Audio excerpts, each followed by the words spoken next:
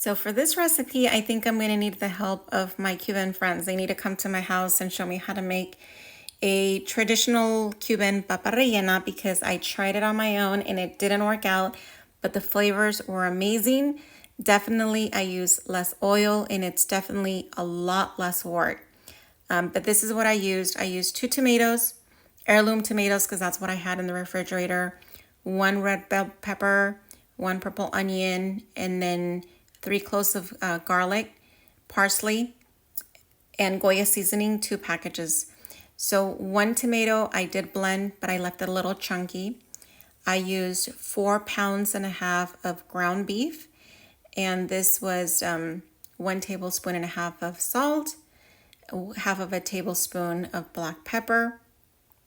I cook the meat very well until it starts to render some of the fat, and that's when I start using the same fat, make a little well, and then saute the garlic and then the onion until it becomes translucent for a couple of minutes.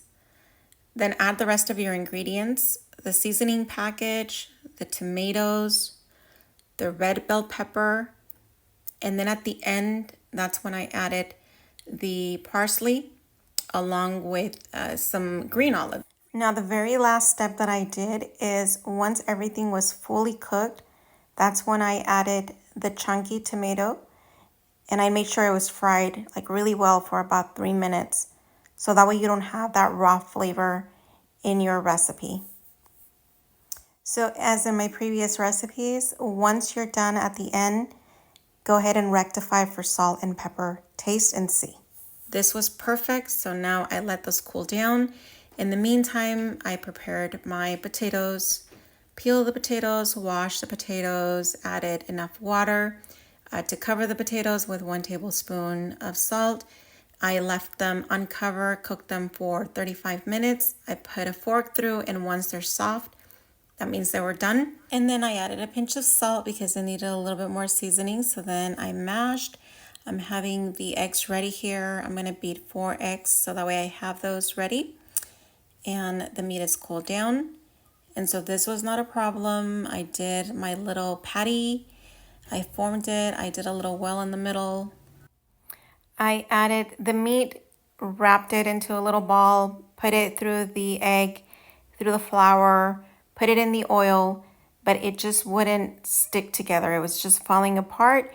And so this was a fail.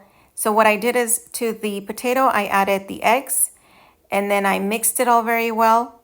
And then I turned it into a shepherd's pie, which was really delicious. So it was deconstructive for sure, not original. So I have to give it another try. So potato, meat, potato, 350 degrees. I baked that for 35 minutes. And once it's golden brown, it's perfect. Enjoy, like, share, follow for more easy recipes, and we'll try it again soon.